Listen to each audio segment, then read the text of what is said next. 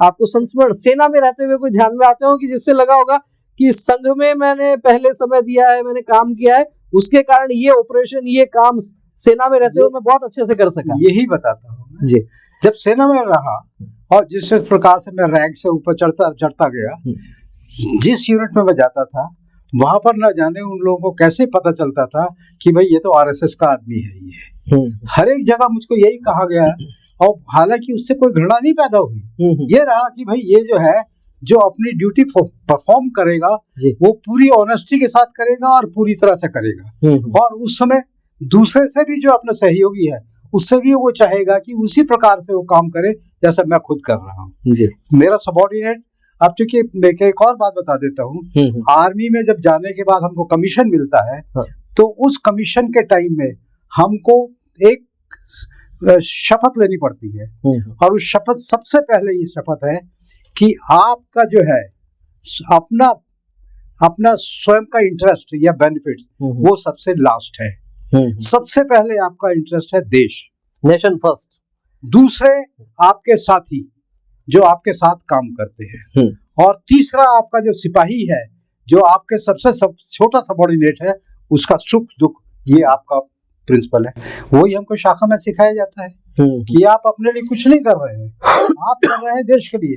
तो nation first, ये बिल्कुल ध्यान में रखना है कि मुझे यदि अपने घर में भी कुछ काम करना है, कुछ देखने वाला है, अपने बच्चों को कुछ सिखाना है, अपने साथियों को कुछ सिखाना है, तो नेशन फर्स्ट। अब ये जो है नेशन फर्स्ट का बात, अब हम यहाँ पर देख रहे हैं कि इस तरह से राजनीतिक क्षेत्र में जो जाने पर जो जाते हैं, वो उनका नेशन फर्स्ट इंटरेस्ट नहीं है, उनका स्वयं का इंटरेस्ट या अपनी पार्टी का इंटरेस्ट रहता है। तो संघ और बाहर का जो है, जो मैंने बताया कि बचपन से लेकर आगे बढ़ने तक जो माइंडसेट होता है, वो उसी कदम पर, उसी रफ्तार से आगे चलता रहता है, नेशन फर्स्ट। तो ये आज भी मेरे लिए ये है। अब मैं आपको ये बता सकता हूँ कि हालांकि आजकल मैं पिछले 3 वर्षों से एक्टिविटी में कार्यकर्ता की तरह से काम नहीं कर पा रहा। आयु का भी एक वो बंधन हो जाता है। कल मेरे पास यहाँ के कार्यकर्ता है कि भाई साहब रात को चलना है। कहाँ चल रहा है? कहते इनके पास मिलने चल रहा है, क्योंकि वहाँ पर 2-3 आर्मी ऑफिसर्स रहते थे। कहते कि आप ज्यादा उनसे बातचीत कर पाएंगे। तो उत्साह अभी भी वही बना हुआ है जी। मेरी 86 वर्ष आयु है जी। स्वास्थ्य से शायद पैरों में दर्द रहने के कारण नहीं चल पा रहा हूँ पूरी तरह से, आप देखा है आपने जी। तो मगर दिल ये कहता है कि नहीं, पहले वो काम करना है जो तुमसे काया है, उसका साथ देना है। बड़ी बात है।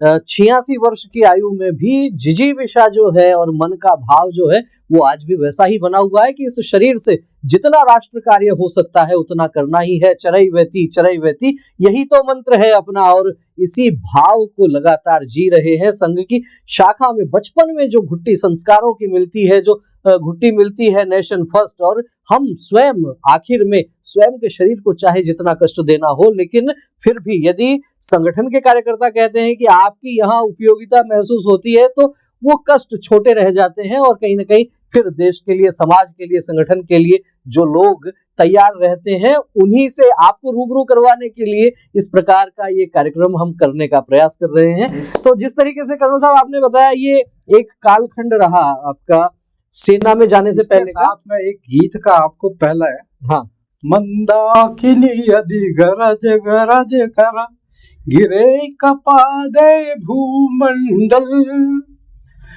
शने शने जात। इसके बाद जो है वो आता है कि कितना भी धरती को कपा दे इसको, परंतु वो अपनी उसी रफ्तार से मंदाकिनी चलती रहेगी, बहती रहेगी जी। तो वही हमारे जीवन का है कि हमारे जीवन की मंदाकिनी जो है उसी रफ्तार से चलती रहेगी जी। तो सेना का जो कालखंड रहा, उसके बाद जब सेवानिवृत्ति के बाद आप वापस आए, तो फिर से संघ के कार्यक्रमों में सीधे सक्रियता किस प्रकार से बनी? अभी सेना का ही बता देता हूँ जी। मैं 65 के युद्ध में रहा, हाँ, और 71 युद्ध में भी रहने का मौका मिला मुझको जी। अब सौभाग्य की बात है, ईश्वर ने शायद ऐसे ही बनाया था कि 71 में मेरे बंकर के पीछे गोला गिरा जी।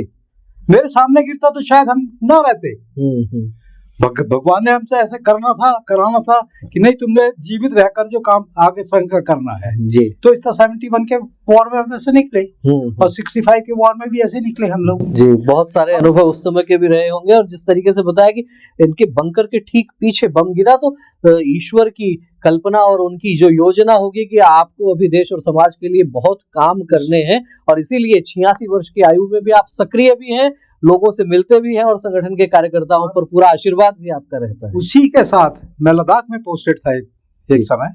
हम लोग ट्रेनिंग एक्सरसाइज में बाहर जाते हैं तो जा रहे थे, मैं सडनली देखता हूँ कि जहां पर मैं बैठा हुआ था मेरे से लगभग 10 फुट ऊंचा गोलियों से लाइव राउंड फायर हो रहे हैं जी। जो हमारे अपोजिट हमारे काम फोर्स से लगी हुई थी ट्रेनिंग के टाइम में। वो उनको जो था ब्लैंक राउंड देने थे, वो पता नहीं किस तरह से आपने लाइव राउंड अपनी राइफल में लोड कर दिए, और भगवान की कृपा है कि वो 10 फीट ऊपर जो है गोलियां गिरती रही। अब आप मैं सामने उपस्थित हुई आप। ईश्वर का चमत्कार, ईश्वर की